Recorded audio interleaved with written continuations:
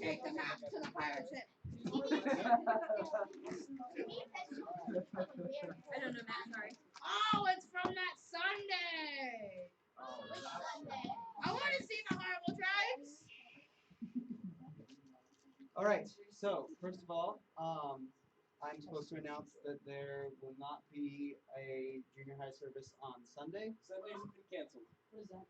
All Sundays from here on out. Daniel's on vacation and we It's don't not have my people words, teaching however us they were Sunday. correctly in the So, So we have to be if you're downstairs. going to be here on Sunday for the next 2 weeks, right? Don't come up here. You will need to sit in main service with your parents. It'll be Come along fun. to church. I don't know. I'll bring my switch. Well, depending on what their parents decide. Anyways, but tonight we are here, and that's great. Anyways, so tonight we will be talking about mental health. So I have subtitled this study, "Let's Start a Conversation," and that is because I want this to be a conversation that happens in our community, in you guys' lives, in you guys' social circles, because these are important issues that don't often get discussed, and I think that we need to address them, and that's something that I want to facilitate. So that is the introduction. The other reason I titled it "Let's Start a Conversation" is because I am extremely passionate about this topic, and I tend to get absorbed and kind of go on about it, and it is likely that I will start to get absorbed and kind of steamroll, and I don't want that to happen. So I'm calling it a conversation because I want you guys to be involved. So if you at any point have any questions, if I use any terms that you don't understand, please throw up a hand. I want to answer those questions. So yeah, let's get started. So first of all, why isn't this a conversation that we have very often? Because what statistics show us is that only about 42% of adults who experience a mental illness receive treatment. Why is that? Why is it that people who go through mental struggles don't seek help or don't find it? The main reason that we don't talk about this a lot is mainly just that we like to pretend that everything's fine. We like to act like we've got everything all together, and as humans we like to present an image that we're okay, and oftentimes we're not, and we don't often communicate that.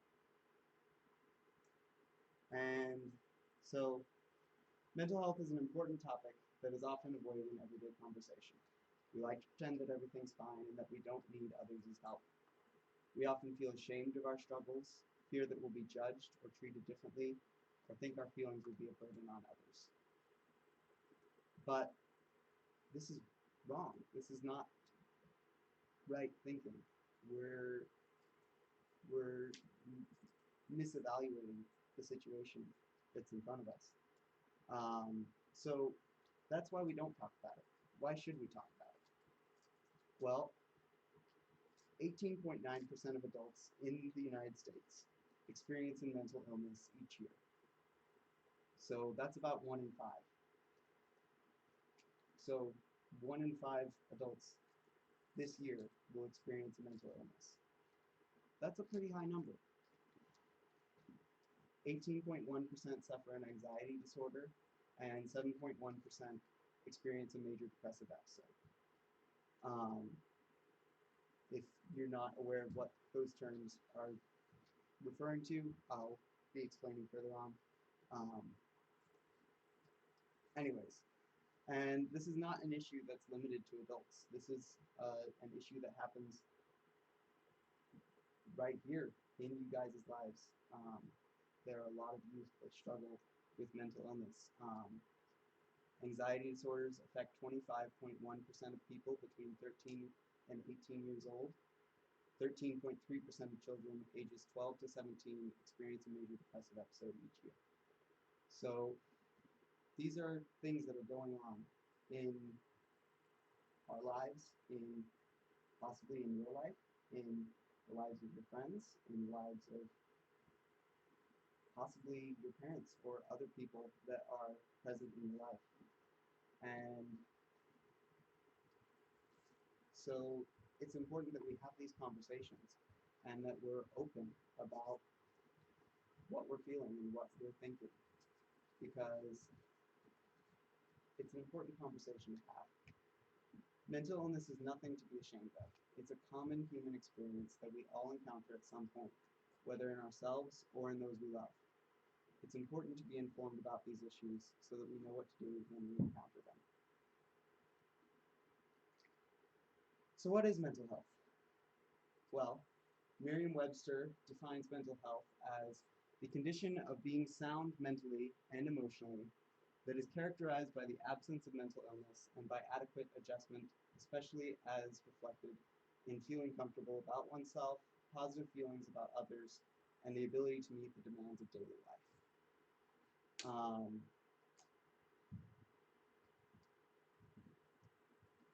Mental health is only one aspect of health. There are a lot of different aspects of healthy life. And mental health, like all areas of health, can be impacted by other aspects, such as physical, emotional, and spiritual health. So before we move on, I want to know what you guys are thinking. What have you heard about mental health? What do you know? What do you want to know? Well, I kind of live with someone that has anxiety and depression, and so I kind of have learned about it for like the last 4 years, but I do know how it's caused. Okay. Like, is it kind of a car accident or is it mental behavior? Well, there are actually a lot of different potential causes and factors. I'm going to get into them later on when we look at anxiety. There are a lot of factors that can be causes. I typically shy away from using the word causes because it's rare. It's not common that mental illness is caused by one singular factor. These things are kind of encompassing in a broad kind of sorry, I'm losing my train of thought. They impact us in, or rather, uh, different aspects of our lives are going to impact our mental health, and oftentimes those aspects are many. There are factors that are physical, there are factors that are emotional, and there are factors that are spiritual. And there are factors that are simply mental. So those kinds of different factors are all at play, and so I often shy away from using the word cause to imply that there is a singular cause, uh, because that's often not the case. And it's important to address all of the causes and to be aware of what is causing us to struggle in those areas. So anyone else have any questions? Okay. Did that answer your question for now? We're going to get into it more later. So health. There are a lot of different aspects of health. The four that I'm going to be kind of highlighting tonight are going to be physical health, emotional health, spiritual health, and mental health. So there are obviously other factors of health. There are you may have heard terms such as behavioral health or social health. Um, those are valid and uh, important aspects of health. For the sake of this presentation, I'll be filing behavioral health issues under physical health and social health issues under emotional health. Because oftentimes, behavioral health, how we behave is how we physically act, how we uh, do things, how we go about our lives. And social health, oftentimes the way that it affects our mental health is going to be our emotional connections with other people, how we relate to other people, and how our relationships with other people progress. Um, so let's dive in. Um, we're going to be talking about depression first. Uh, so, what is depression? Does anyone have any? Does anyone want to give like kind of a loose definition? Go ahead, Leslie. Okay. No. I think that he's trying to demonstrate kind of a slumped over Depression. sad feeling. I'm so Press. depressed. Under pressure. It looked like you were trying to turn it into a dancing. Go ahead. You did floss. Overwhelming. Okay. Anyone else? Bored sets to use bipolar depression. So I like at some stages you can be like depressed, which is like feeling like it's the end of the world, like feeling like everything's collapsing. Like sometimes that can be like almost border suicide. Yeah. But it's just where you feel like life's like horrible. And then there's other parts at time where you feel like you can do anything. That's definitely that's a good definition. The feeling that the world is caving in, that we have no control over our circumstances, that we don't have hope for the future. That's definitely really a key thing. So the way that Merriam-Webster's dictionary defines depression is simply a state of being sad. Personally, I don't feel that that's an adequate definition. That is honestly pretty shallow. Uh, we feel sadness every day. We experience things that are disappointing to us. We experience things that are difficult. But oftentimes, those things aren't lasting. We experience those things, we feel that emotion, we feel that sadness, and it goes away pretty shortly. Um, there are a lot of situations where that sadness lasts, however, and that's really where I would say that depression comes in. Does anyone, have you guys ever talked, when you talk about joy, have you heard the uh, the saying that joy is like happiness that lasts? Okay. So that's kind of a common way of talking about joy. The way that I like to put it is that depression is to sadness as joy is to happiness. That is sadness that lasts.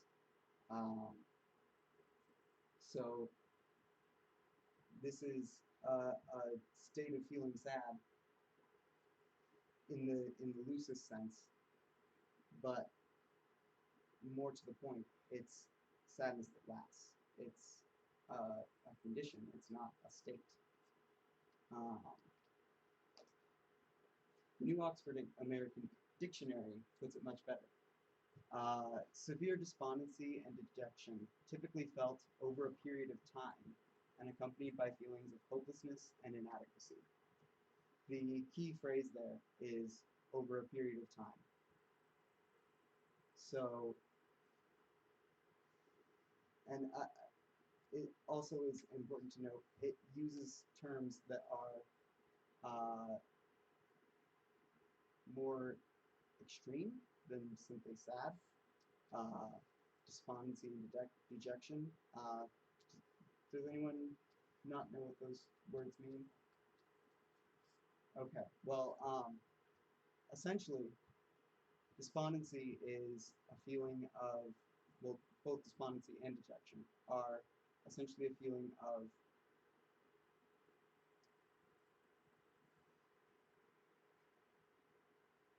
struggling to define exactly, and I want to be precise here. So, despondency and dejection are feelings of uh,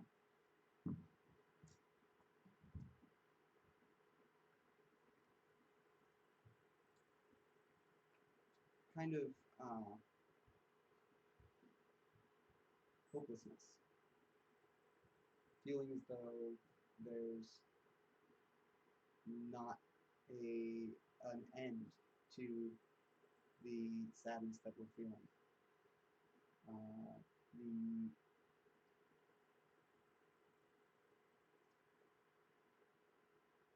almost in some ways feeling like giving up.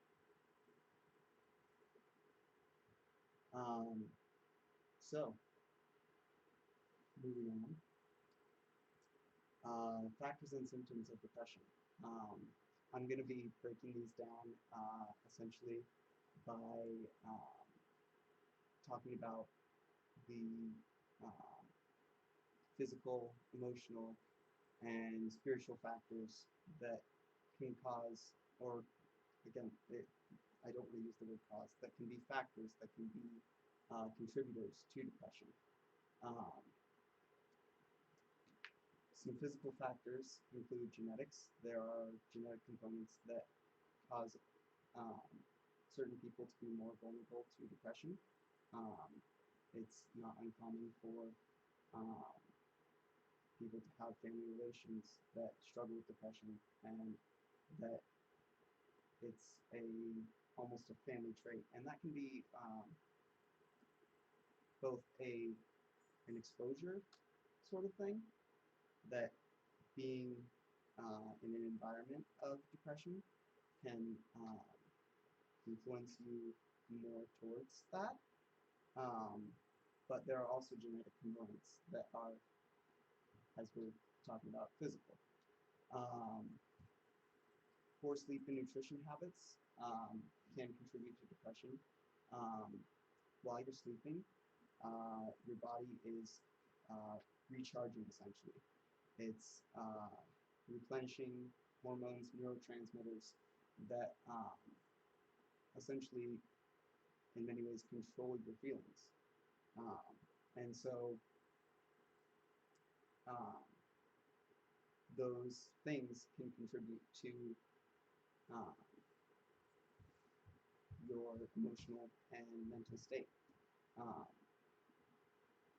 so, uh, as I was just saying, hormones and neurotransmitters. Um, you're probably not aware of this term, but neurotransmitters are essentially certain chemicals that are uh, that the body uses to give our that the brain uses to give our body signals about behavior. Your sleep is controlled by neurotransmitters. There are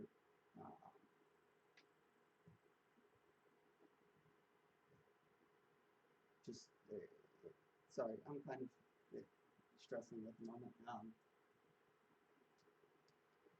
There are physical factors of illness.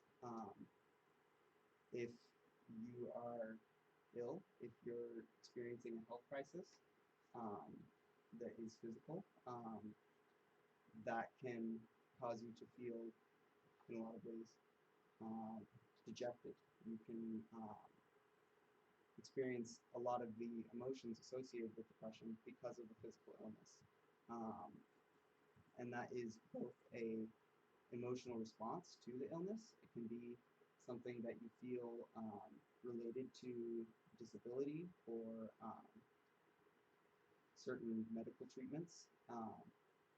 and it can also be an actual physiological response to um, the illness that is happening in your body. That those physical and um, those physical health aspects and illness cause reactions to your mental state.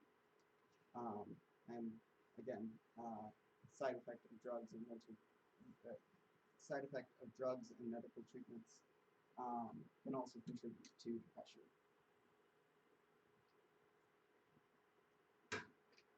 Um, some emotional contributors can be conflict.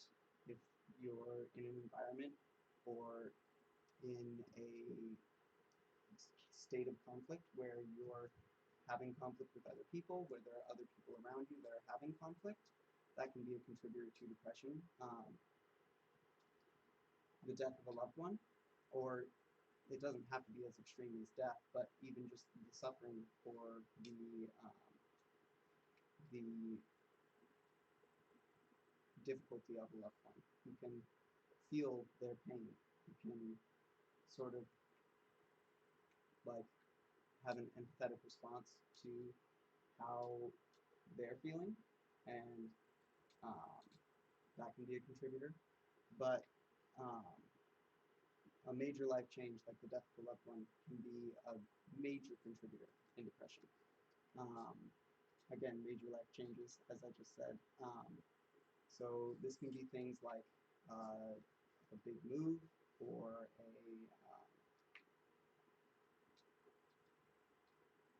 change in schools. Divorce can be a factor, going back to conflict. Um, so major life changes, things that interrupt your habits, things that cause you to experience a shift in how you experience and view the world. Um, and I generalized a bit because we can go into a lot of uh, the difficulties that we experience in life and our emotional response to those things. But the other suffering is kind of a broad term, but uh, how the experiences that we have and the emotions that they cause us to feel are contributors. Um, there are spiritual factors as well. Um, we can feel far away from or abandoned by God. Um, we can feel shame or guilt. Um, oftentimes, if there's sin in our life, we can feel bad about it, and it can cause us to really feel poorly. Um, and that contributes to our emotional state, um, and that in turn can contribute to our mental state. Um, another spiritual factor, and really uh, both of these, feeling far from or abandoned by God and shame and guilt, are believing the enemy's lies. Because the truth is, God's never far from you. He's here, He's present, He's in your lives. He wants to be a part of them. Um, and He tells us that He will never leave us or forsake us. So we're never going to be abandoned by Him. Shame and guilt. Um, while there are certainly healthy ways to feel shame, shame can lead us to repentance and restoration. Um, but there are also aspects of toxic shame, toxic guilt, that cause us to feel as though we are unredeemable. Um, and that's simply not true. Um, there are also um, effects mentally. Since our broad topic tonight is mental health, um, I'm essentially going into a lot of those uh, factors in the broad scope of our study. So a mental factor in depression can be other mental disorders. Um, Oftentimes, when we're experiencing a different mental health crisis, that can influence how we experience our mental state in other aspects. Um, does anyone have any questions? I feel like I'm kind of rambling. Does anyone have anything to say? You're doing great. Matt, what are you? Okay.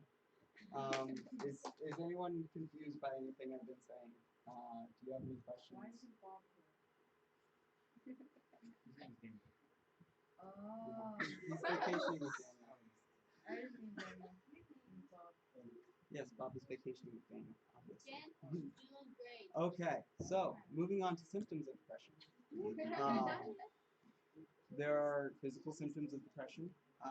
Insomnia, oversleeping, digestive problems, reduced energy are all physical symptoms of depression. We can experience physical side effects to our mental state. Changes in appetite are common. We tend to interrupt our behavior, our routines when we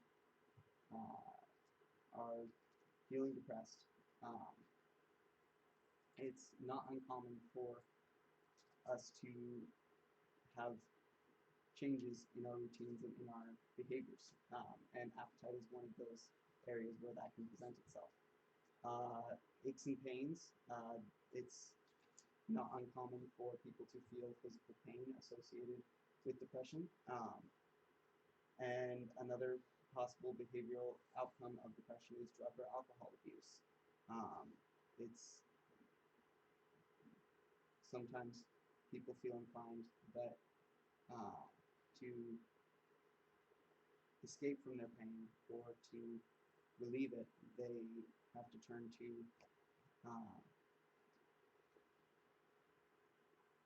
substances that they feel will alter their emotional state and make them feel better, or alleviate their pain even just for a little while.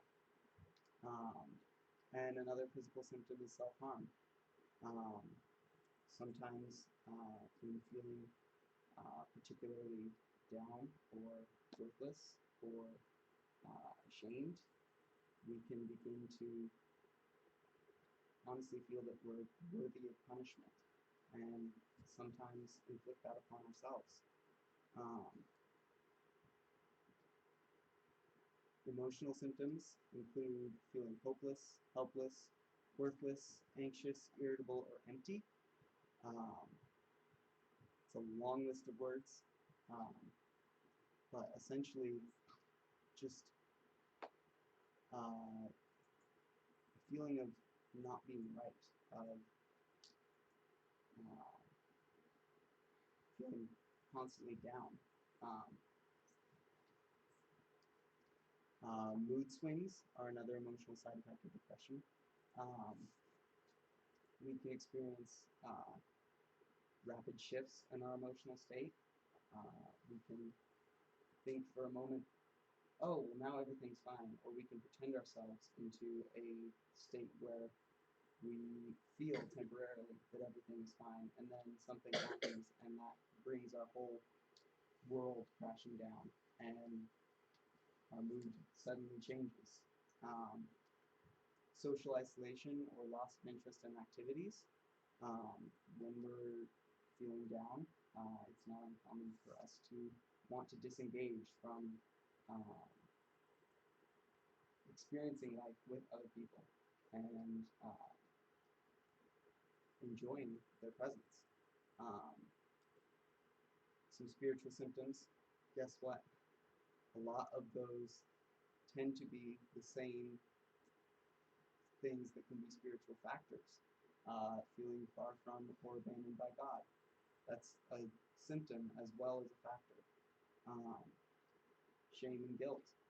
Again, we can feel ashamed of the way that we're feeling. We can think that because we're feeling down, because we're not feeling right within ourselves, that we must be doing something wrong. And so we can sometimes believe that uh, our mental state is somehow something wrong that we've done. And another spiritual symptom is disengaging from fellowship. That goes back to social isolation. We don't really want to engage with other people, and especially on a spiritual level, we can sometimes fear that we'll be exposed, that our fake exterior will kind of fade away, and other people will recognize and see what we're going through. And honestly, sometimes we're afraid that they won't respond well.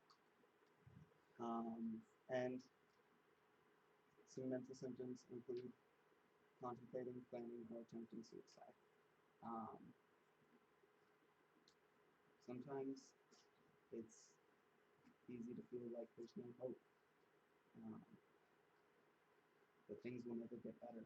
And sometimes we're tempted to just make the pain end. And that's not right, because there is hope. There is, God has a plan for your life, and it's going to be beautiful.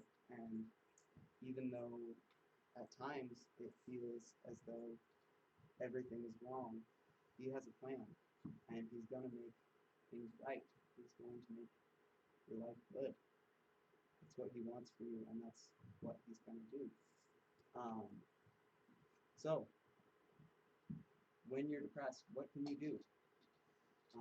What actions can you take to impact that state? The first thing that I am always going to say is get help. Talk to someone you trust about how you feel. This might be your parents, a pastor, youth leader, counselor, or best friend. It's important that we have people in our lives that know what's going on in our lives. We got to talk to people. We got to have people that know how we're feeling, that we can talk to, that can share our experiences in our life, and that can help us when we're feeling down. Does someone want to take that verse, Ecclesiastes 4, 9 through 12? Who can get there fastest?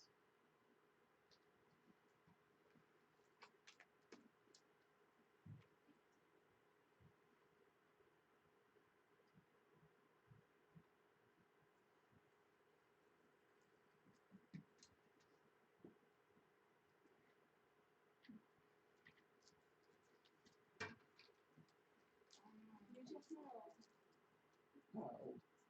It's going to be right in between Proverbs and Song of Solomon. Let's see if I can guess. That's not in the Ecclesiastes. First it's from 4:9 to 12. 4:9 to 12. Andrew.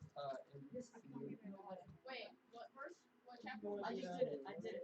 What chapter? What verse? Jeremiah. Yeah. What chapter? What verse? 4, 6, I believe. Okay, 4, 6 to 12. I found it. I found it. You guys can read it now. Found it. I found it. I found it first. Okay, apparently you found it first. Wait, what's your name? Jeremiah. Okay. 4, 9 through 12. From the beginning. Wait, 4:9 through. Oh, I found it. Okay, start from the beginning. Okay. Maybe What? Who's starting at verse 9? they are. The right side? No. Okay. Who's reading? Two people are better off than one.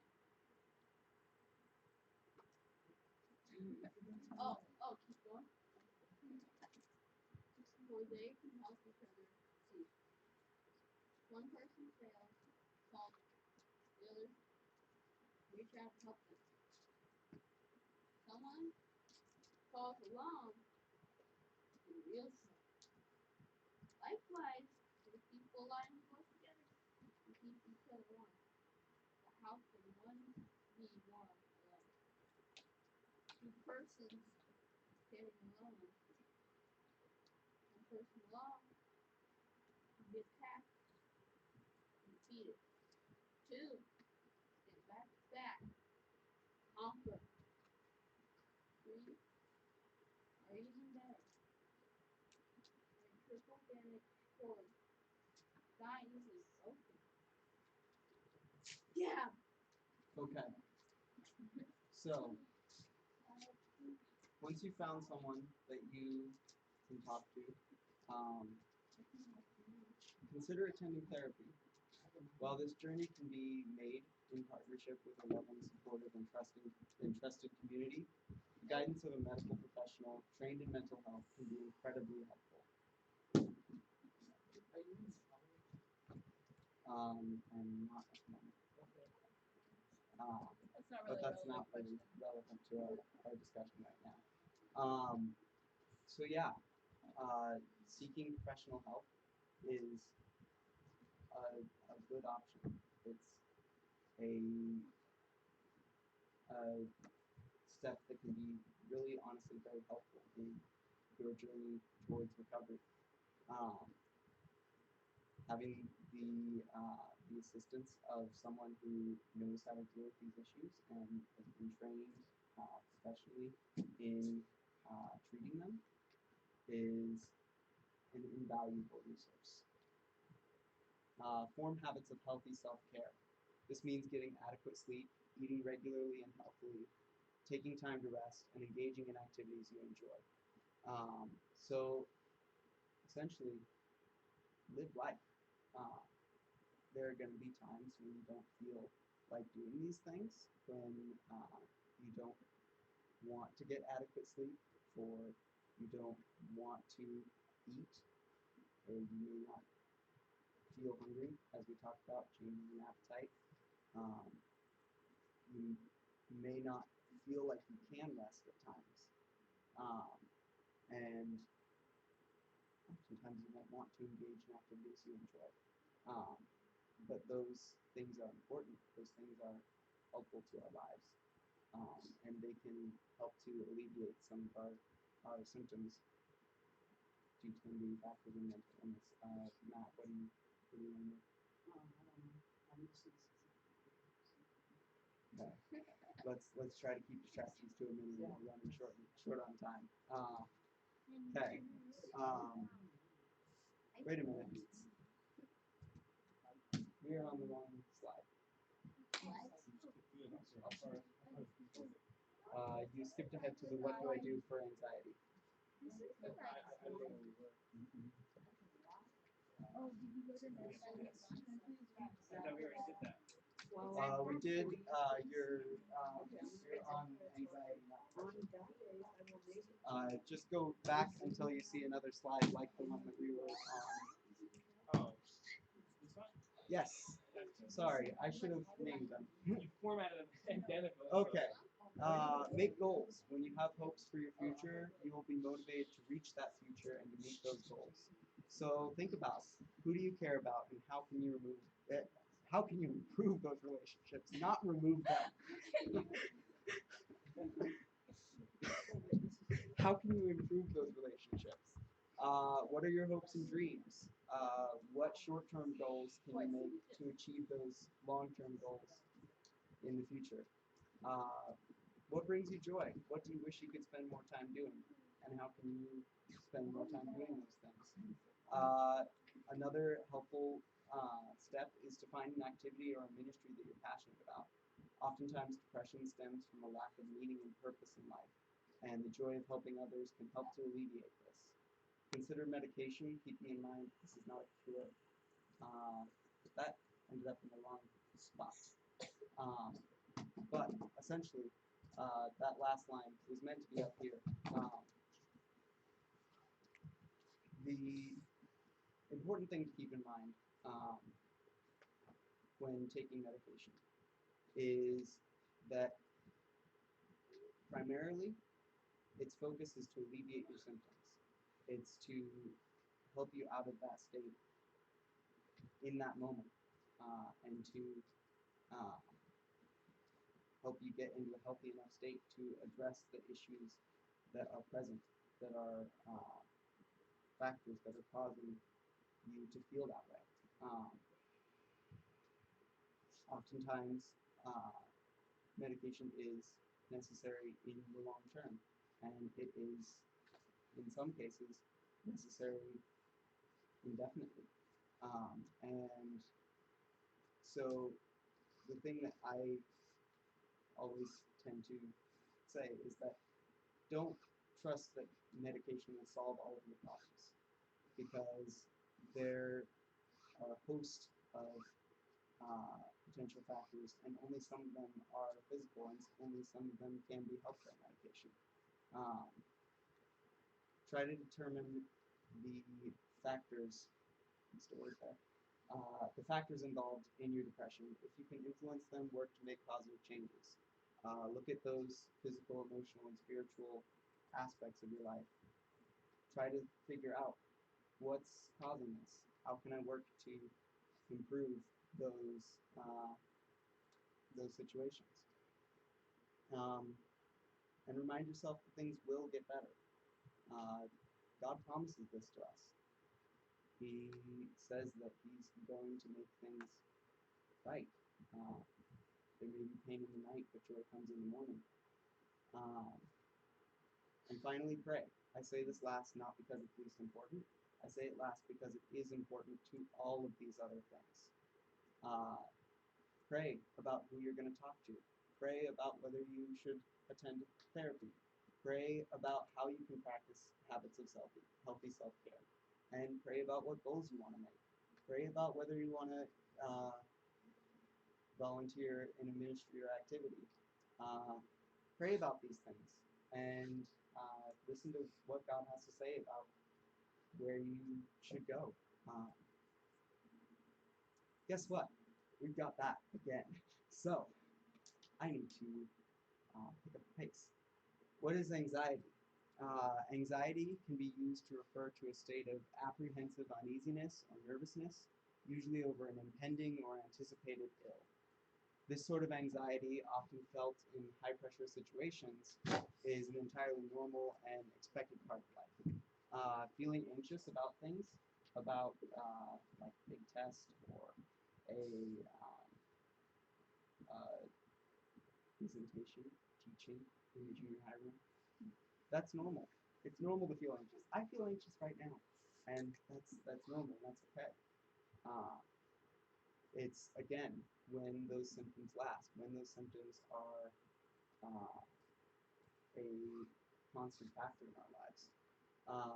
When used in the context of mental health and illness, anxiety refers to a condition in which that state is regular, constant, and often irrational. This kind of anxiety is unhealthy and can easily become disabling. Anxiety can be broken down into many subcategories, some of them being generalized anxiety disorder, panic disorder. This is when people experience panic attacks.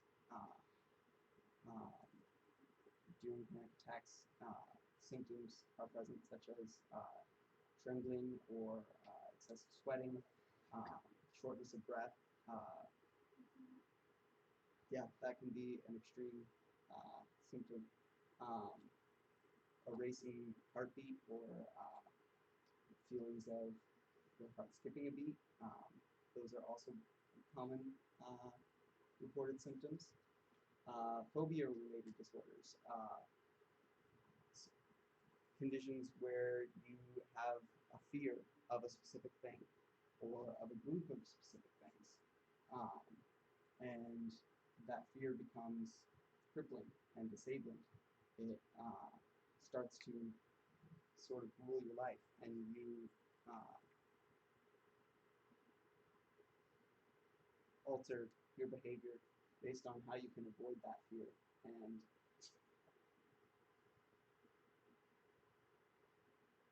um, yeah, so, and finally, I think this is finally, there might be another one after this. Social anxiety disorder. This is when you have a fear of engaging in social activity, when you have difficulty interacting and talking with other people. Um, and so you can tend to avoid those situations. So, some factors and symptoms of anxiety. Some physical factors include, again, genetics. Um, this can be a genetic condition that is present in relatives and family. Certain thyroid problems and heart arrhythmias. Yes? Question: is it uncommon to have both depression and anxiety? It is not uncommon at all. As on the other slide, do you remember under mental factors, we talked about other mental disorders being a factor in depression. This is another mental disorder that can be a factor in causing depression. Depression can be a factor in causing anxiety. Um, it's not at all uncommon for these two conditions to coexist. Um, Anxiety can be a side effect of caffeine and other substances and medications. Um, there are emotional factors such as constant and or high levels of stress. When we're in an environment where we feel we are constantly expected to perform or we have to achieve certain goals, and uh, we get stressed often and regularly and extremely in those situations. That can be a factor in anxiety. A need to control circumstances, uh, wanting to be prepared for and ready for every eventuality is a factor in anxiety. Trauma, especially in childhood, can be a factor in anxiety. Having traumatic or mm, uh, having events in our past that are uh, that cause us to have a lasting kind of impression or fear of those events, and sort of a constant reminder and thinking about those events can be a factor in anxiety. Um, Social pressure, feeling pressured by our social communities to, again, perform or to behave in a certain way and present a certain image can be a factor in anxiety. And again, major life changes. That's another one that we saw when we were talking about depression. Spiritual factors can include feeling inadequate or unloved by God, as though we have to earn our salvation. Um,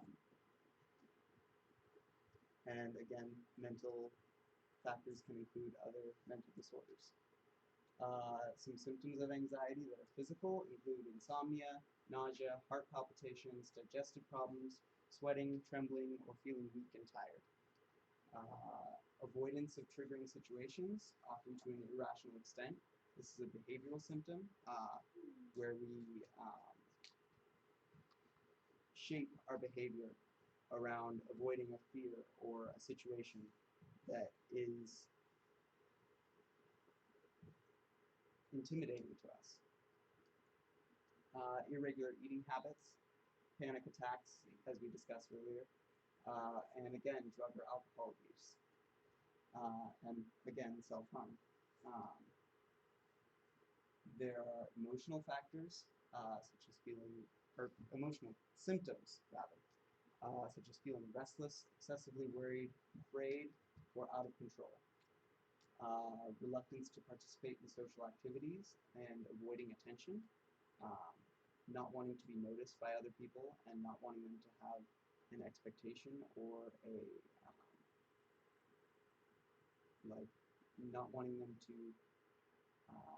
expect things of you, not wanting them to notice what you feel are your inadequacies or faults. Spiritual factors include being unable to experience spiritual symptoms, not mistake, Christ, spiritual symptoms include being unable to experience peace. Um, God wants to give us peace. That's a part of His nature. That's a part of what He offers us. And when we're anxious, it's really difficult for us to experience that peace. A refusal to accept grace, holding oneself to unrealistic standards of perfection, um, feeling again that we have to perform, that we have to reach a certain level of goodness in order to be good enough for God. Um, that can be a spiritual symptom of anxiety. And mental symptoms include difficulty concentrating. When your mind is full of a million different fears and a million different situations playing out different possible outcomes of situations that are quite possibly not even going to occur is common in anxiety. We oftentimes want to play that forward, and it can cause us to have difficulty concentrating. Our head is full. We don't have the mental capacity to look at what's in front of us and really concentrate. So when suffering from anxiety, what can you do? Again, get help. Talk to someone you trust about how you feel. This might be your parents, a pastor, youth leader, counselor, or best friend. We need each other. We have to have other people in our lives that can lift us up, that can um, help us, that can calm us down when we're anxious, that can assure us that things are going to be okay, that and that can call us out when we're being irrational, when our fears aren't uh, really a danger of happening, that we can rely on to help us. Again, consider attending therapy. Um, and um, so, and in that area, apparently that got cut off again.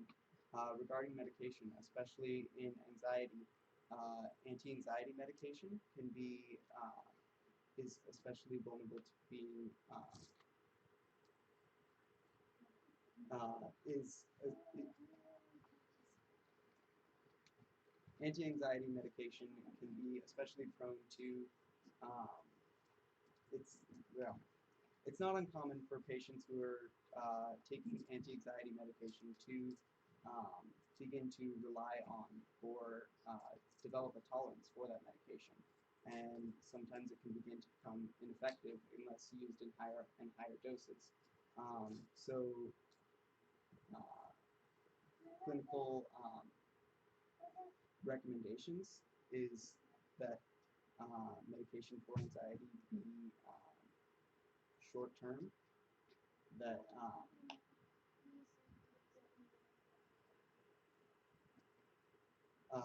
anyways, I need to move on because we're over time and friends already. Form habits of healthy self-care. We went over that already. Spend time in meditation and prayer. This is one of my favorites here because this is one of those areas where clinical recommendations and the Bible actually match up. We have verses in the Bible that talk about spending time getting alone with your thoughts, um, and getting alone with God and talking about your thoughts and casting your anxieties upon Him because He cares for you. I think I can quote this verse from memory, but I really want to get to it. So I'm going to try that. Where am I starting? Be anxious in be anxious for nothing, but in everything by prayer and supplication with thanksgiving present your requests to God. Um, and the peace that surpasses all understanding will guard your hearts and minds. Um, this is one of those verses that I believe was specifically written about anxiety. It was specifically written about this condition, because these are issues that we have been struggling with as humans way back then. These conditions existed when the Bible was written, and people were experiencing these things. Together with a trusted adult, make a simple plan for how you can behave rationally the next time you encounter one of your fears. Knowing how to react in a healthy manner can be helpful in stressful situations. Um, this part, having a trusted adult to help you make this plan, is really important because anxiety tends to cause us to think irrationally. And when we try to make these plans, we try to plan for every possibility. We obsess over how we can prepare for and um, respond to these situations. And having someone that can help us determine what the rational way to behave is when we encounter our fears is something that is really necessary when we're making those plans. Remind yourself that you are loved by God unconditionally, and He is in control even when you feel out of control. Um, you don't have to perform to be loved by God. You don't have to meet standards that He has set for Him to love you. He's always going to love you. And He's in control. He's got your life figured out. He's got a good plan for your life. And He's going to carry it out. And what is all that's required of us is that we trust Him, that we um, work to help Him carry out that plan. And I'm sorry, I am so over time, but I'm almost finished. Pray, pray, pray. Again, not last because it's least important, last because it is important to everything on the screen. So, if you're not suffering from a mental health crisis, guess what? You still have a role here. You still have uh, things that you can do, ways that you can respond. Um, if you aren't suffering, it's likely that some of those around you are. This means that you have an important role to play as a kind, loving, supportive, and understanding friend. Here are some tips for how you can be helpful to someone struggling with mental illness. Listen. If someone wants to talk with you about their struggles and feelings, let them do as much of the talking as they are willing to. Ask questions when appropriate and do so respectfully. Um, but try not to lead the conversation or assume their thoughts or feelings. Don't project what you think they're feeling onto them. Um, don't judge or shame. Struggling with mental illness is not shameful or wrong and should not be treated as such. People who are suffering from mental illness often already struggle with feelings of guilt or shame related to their illness or the actions they take as a result. Unkind words or rebukes will only hurt them more and cause them to be less likely to trust others. What they need is love, understanding, and assurance that they will not be viewed differently or abandoned. Um, Keep confidences. Except in cases where someone poses an imminent threat to themselves or others, don't spread gossip about what they've told you. You've been trusted with what is likely that person's most vulnerable secret, and it's important that you respect that trust. If you do feel that you need to tell someone about what someone has told you, make sure that you're telling someone who is a trusted adult who will handle the situation in an appropriate way. Um, Offer godly advice. Once you've listened to the person's story and understand their situation, offer them godly advice on how they can address their struggles, referring them to scripture when possible. If you are unsure of what to say, ask someone more spiritually mature than you what they would do in that situation. If you must ask someone, do not reveal the person's identity unless they've given you permission to do so. And finally, pray for them on your own and with them if they're open to it. The road to recovery is long and difficult, and the creator of our minds is the best person to help us navigate it. Ask him for his help and guidance in the situation, both for you and your friend. Um, there's a list of relevant verses there that we do not have time for, but I encourage you to look them up on your own. I'll be happy to give you a list if you'd like it. Finally, resources. if you ever want to talk, your leaders are here for you. We want to talk to you. We want to be there for you. Please reach out to one of us. We're always happy to talk. I placed Daniel and Emily's contact cards on the counter over there. Those are always around and they're always available to you. If you want to talk to me, I'm available. I meant to make a contact card for myself, but I didn't have time. So yeah, talk to me. I'm available. Um, Here are some web resources for you to, if you want to learn more about mental disorders, or you need help finding mental health resources in your area. Um, and finally, the phone number for the National Suicide Prevention Hotline. So that concludes our study. I'm sorry it went long. Does anyone want to pray us out? Okay, I'll do it. Lord, I thank you for all of the hearts and minds that are in this room. Thank you that you made them wonderfully, that you have designed them to experience life and experience it to the fullest. I pray that you would bless them, that you would guard them, that you would uh, protect them from experiencing these things if it is your will. Um, I pray that you would give them wisdom when encountering these difficult situations, that you would give them guidance, that you would give them trust for other people, that you would bring people into their lives to help them address these issues, and yeah, that you would really minister to them in times of difficulty and times of trouble, that you would be there for them, and that you would bring others into their lives to be there for them. Thank you for the time that we've had today, and for the conversations that can be started from this. Um,